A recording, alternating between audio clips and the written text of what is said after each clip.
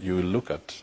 Perhaps I'm not a security expert, but you may want to define things that might be hard security and those that may be soft security.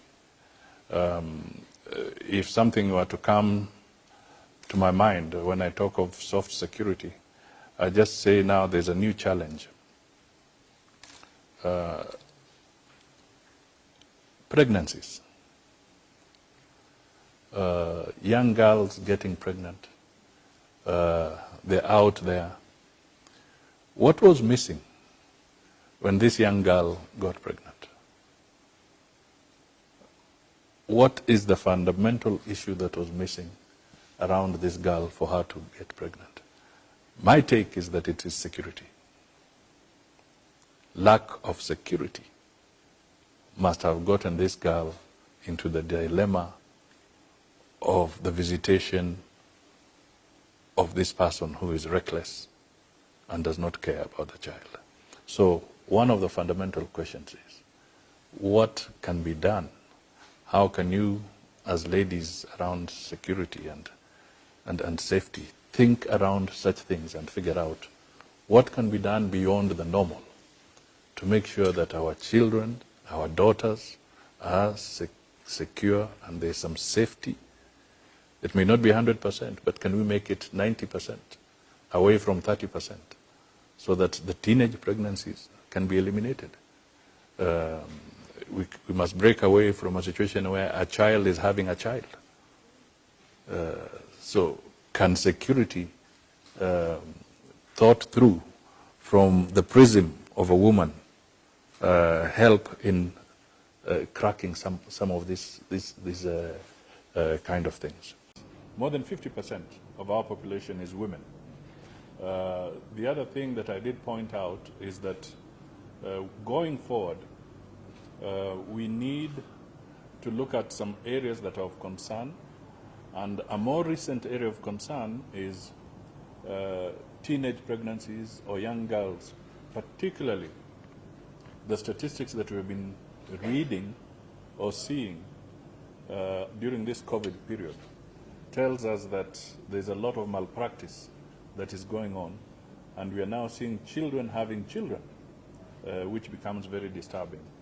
And the fundamental question I put, and we all know, is that how does the child become vulnerable to these evil minds?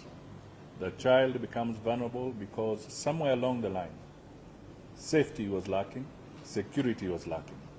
So at the end of it all, we need to have people who can help us understand psychologically and even in terms of what can be done in terms of preventive measures to make sure that our children are safe and they cannot be molested. And therefore security becomes a pillar.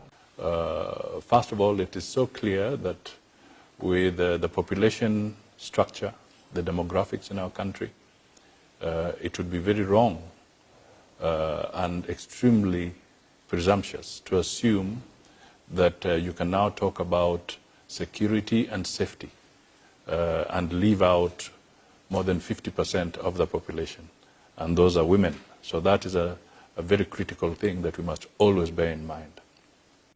Our country is definitely allocating a lot of resources to security, and we have seen some good moves where during this regime, the docket of defense and the docket of foreign affairs has primarily been in the hands of the women of Kenya as the ministers. But what I wanted to emphasize is that now I would like to encourage our legislators to encourage those who scrutinize budgets that hypothetically, if you give the Ministry of Interior or the Ministry of Defense or one of the other security agencies 200 billion as a budgetary figure, for example, we go away clapping and saying that the security department has been given a lot of resources. I would now like to say that with the women bringing out wise and beginning to highlight the need for women in security to be given more prominence and their concerns, their detail, the stickler to the detail. Perhaps it's only the woman who can pick the needle out of a haystack. Men may have a lot of problems looking for that needle.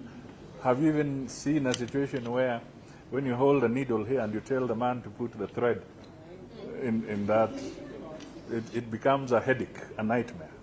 So all I'm trying to say is that in the budgets, if you can then scrutinize the budgets so that we don't just celebrate the global figure allocated for security, but we start looking at the finer details and to what extent do the specific provisions now enhance the security of our women. And that is why I really stand here to applaud WISE, because through WISE, I believe that detail will start emerging in due course and improvements will come in.